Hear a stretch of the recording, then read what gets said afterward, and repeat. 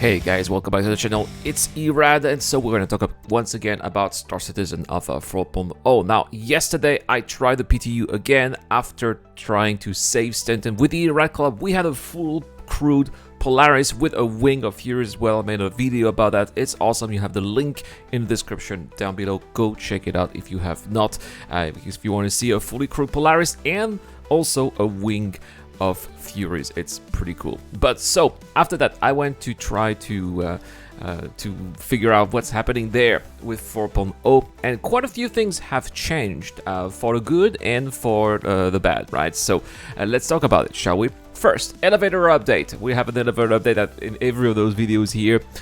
This one was a weird one because apparently it was in the shard in which I was in shard 110.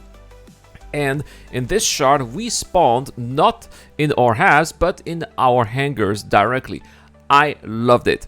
I don't know if that's something that they want to do, if this was just a test. Personally, I think this is great. I think it saves a lot of time, right? Of course, you don't get stuck in the elevators if you spawn in your hangar directly. Now, is this a workaround because they knew that the elevators were a problem in that patch? That I don't know, because I did not test them out. But I also tried a couple of other things. Jump points. Jump points worked really well. I was very surprised to see that the jump points were the time you spend in the jump point was shortened. So that's also something that's good. Maybe they can now load the servers, or at least the star systems, a little bit faster than they could in the past. I really appreciated not spending 3 minutes in the jump point, especially since the lightning in the jump point is a bit difficult for my eyes. I think it hurts the eyes a little bit, right? I don't know what you guys think. If you are if you have some epilepsy, maybe that's also a problem. Luckily I don't, but I can imagine people who do having some issues here with those jump points. So it's good that the time there has been reduced.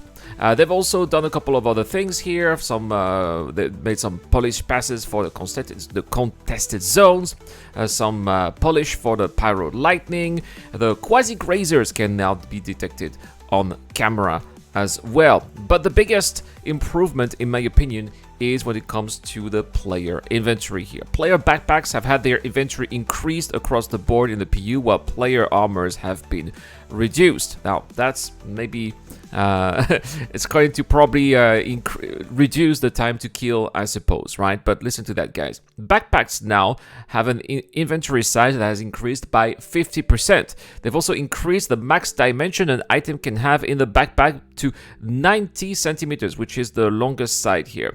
So they've also decreased the Z inventory dimension for all armor items by 50%. They increased the occupancy volume of all armor items by 50%. They decreased the max dimension items can have in your leg and core armor to 0.2/0.2 times 0.19.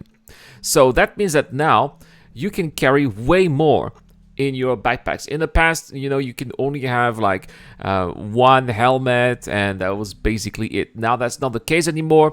You can carry a couple of weapons as well in your backpack, which is awesome. Not the biggest one. You're not going to be carrying something like a rocket launcher, for example. That's not going to be happening, right? The railgun, no, it's not going to go in your backpack, right? But if you find some cool guns, some cool little rifles, the Lumin 5, for example, the Demeco, these should be able to go into your backpack. So that's pretty cool. And some pieces of armor as well, additional pieces of armor should be able to go into your backpack too. So that's really good news here. Now, not all was great in yesterday's patch. For example, I tried once again to trade between the Stanton system and the Pyro system, something that I have not been able to do since the beginning of the PTU.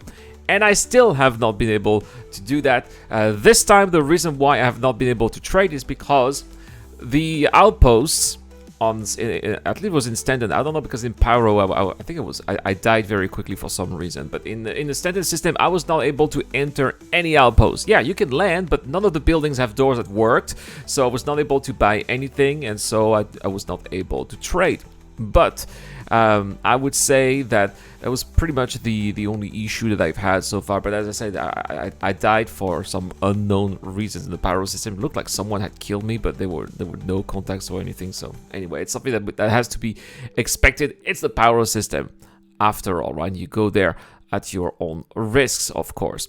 But apparently it seems that today's patch has some major game-breaking issues here, but they still want us to test to collect some data.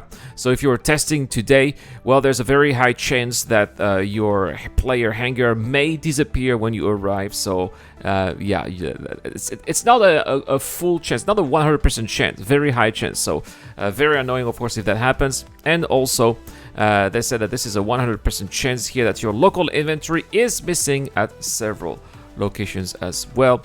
But as they said, they want to collect data, so that's why this patch still came out. So still a lot of work to do. And we're going to see Wave 3 this week. I don't know if they fix some of those issues. Perhaps we're obviously right now in the push to get 4.0 before the end of this year. We'll see if CIG can make it or not, guys. Don't forget that this month we got a giveaway. I'm giving away a Terrapin Medic. I'm giving away an Intrepid starter pack. I'm giving away a Star Chaser combat pack. You have many things that you can do to enter. You can subscribe and comment to the video. You can join via our Gleam contest. You can have guaranteed entries if you are a Patreon or YouTube member. You can have additional entries also on Discord if you join our video sharing contest. That's all for this video. Thank you so much for watching, guys. I would not be able to make all of that content without my Patreon and YouTube members, including Dr. Forbid, Zero Crusher, Ducky2Ducker, and Shadow Rise. I've been Erad, and I'll see you guys in the next one.